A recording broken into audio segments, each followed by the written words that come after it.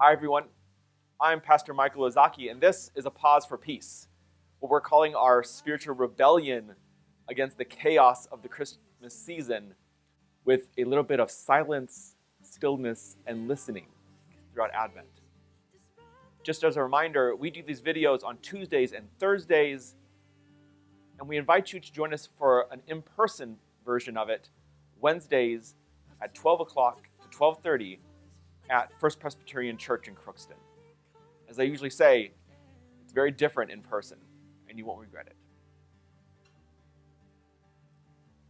Our theme today, we're calling Another Way Home. One of our readings is actually going to be about the wise men. Because after they met Jesus, they heard that Herod actually had some nefarious plans. And the verse says that they went and found another way home. I think a lot of us, over and over again, are doing just that. We had this picture in our minds of what home would be, the kind of life that we would create, or just the moment, or how we would be parents, or the job that we would do. We had an idea of what our home center would be. Sometimes it looks as nice as this, but it almost never looks as nice as this, right? Something always goes wrong. Some new information comes in. There's a twist in the story. I have a good friend who is the kind of person who does everything right. And she had a child, and this child was beautiful. But even before she was born, they realized that the child had some developmental issues. And after they were born, they realized how severe they were. This child would never speak. This child would never be able to throw their arms around her and say, "I love you." It was never quite sure how long the child would even live. Every idea of the way that they would create home was suddenly gone. But this friend of mine is an exceedingly wise woman. And what she did was she found another way to make it home. Another way to be mom, to give a rhythm to life. This friend of mine was a pretty brilliant scholar. And she realized the work that she was doing wasn't going to work either. And slowly, her work has shifted into asking the question, where is God with those who are disabled? Or she might say, what is the theology of disability? And she has written some of the most beautiful, captivating, and encouraging work that I've ever read around this subject. She found a new kind of home. And it actually turned out to be even more beautiful. This season, if life has thrown you a twist, if you've realized that you have to go another way, but you're not sure what it could be or how you will get there, and you find yourself just constantly kicking and hitting your head against the wall, trying to make it work, maybe the prayer should be, God, what is the other way? What is a different path to home that I should be praying for? How do I love the kids I have instead of trying to make them to the kids I want them to be, or the life I want it to be, or the moment that I think it's supposed to be? Maybe be able, maybe hold enough peace to find another way home and to hear it through the trust and silence of waiting and listening for the God who is always at home with us. So to start us off, let us do our releasing breaths. I invite you to get into a posture of readiness, which is you're comfortable, but you're not going to sleep. Close your eyes, even if there is sounds like that are trying to make their way in. And repeat after me, taking a deep breath with each bell and imagining yourself putting down everything that you don't need to hold right now. Say it after me. Be still and know that I am God.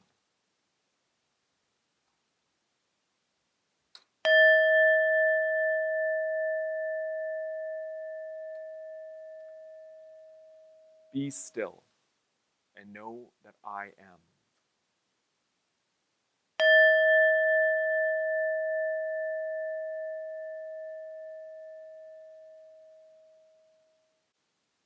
Be still and know.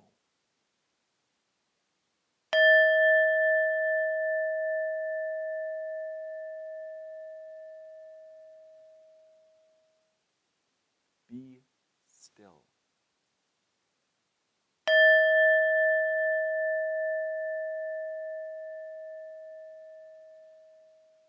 Be.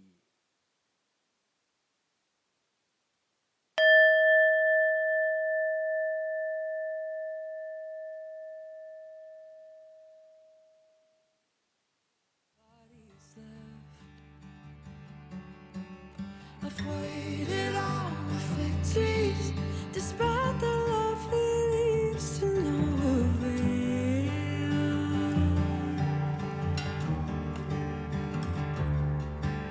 I've tried to find my voice like Zachariah, but it comes out weak and pale.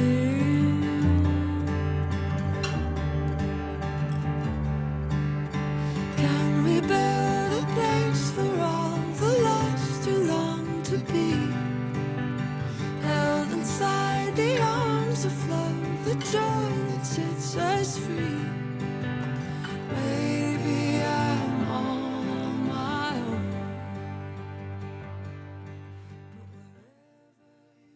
Then Herod secretly called for the wise men and learned from them the exact time when the star had appeared. Then he sent them to Bethlehem, saying, "Go and search diligently for the child. And when you have found him, bring me word so that I may also go and pay him homage." When they had heard the king, they set out, and there, ahead of them, went the star that they had seen at its rising, until it stopped over the place where the child was. When they saw that the star had stopped, they were overwhelmed with joy. On entering the house, they saw the child with Mary, his mother, and they knelt down and paid him homage. Then, opening their treasure chests, they'd offer him gifts of gold, frankincense, and myrrh. And having been warned in a dream not to return to Herod, they left for their home by another way.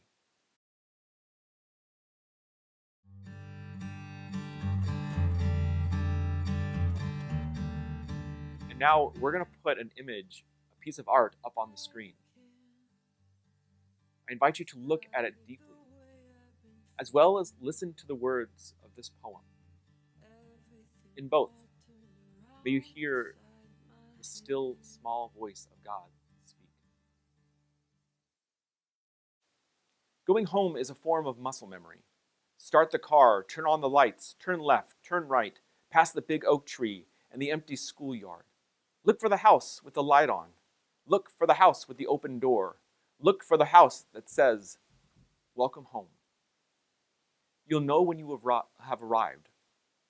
That's the thing about muscle memory. But I am learning things of love. And home is not home unless all are welcomed. And muscle memory is not justice unless all are safe. So I'm asking, can we start the car and get totally lost?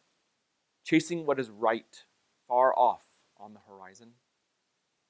Can we drive off the road and get a flat tire if it means paving the way for justice and truth? Can we circle the trees and miss the schoolyard completely if this new way home includes space for grace? Can we waste our time driving in circles if it gives us time to add people to the car? I am learning. Muscle memory and faith are not one and the same. So I am asking, will you start the car? Will you turn on the lights? Will you take a deep breath? It may be time to get lost. It may be time to find a new way home.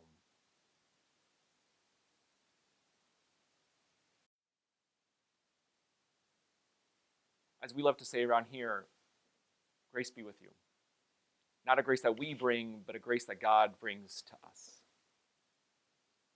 If this time has brought up anything within you, I would love to hear it. Or just if you need a listening ear, I am happy to be here. My contact information is on the bottom of the screen. And I hope to see you in person on Wednesdays at 12 o'clock here at First Presbyterian Church, Crookston. But if not, then I'll see you on one of these videos again. And now I invite you to take one last deep breath with this video and music by the people at Sanctified Art. I can't describe the way I've been feeling. Everything all turned around inside my head. Longing to find some magical sign, the key to my deepest desire, the home that my body is left.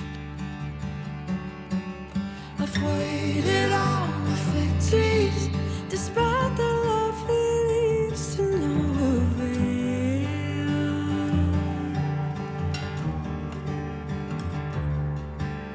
I've tried to find my voice like Zachariah, but it comes out weak and pale.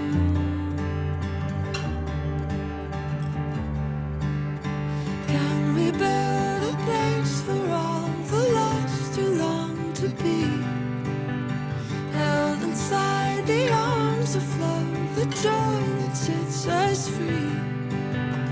Maybe I'm on my own, but wherever you are, I am home.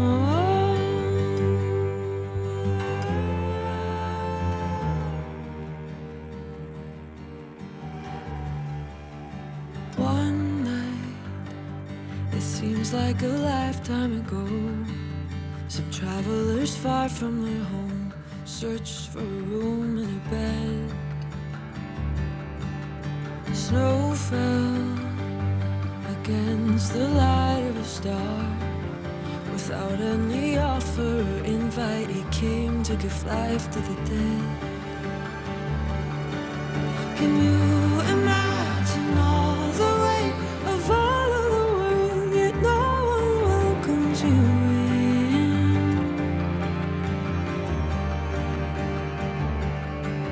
The cast away and cast aside,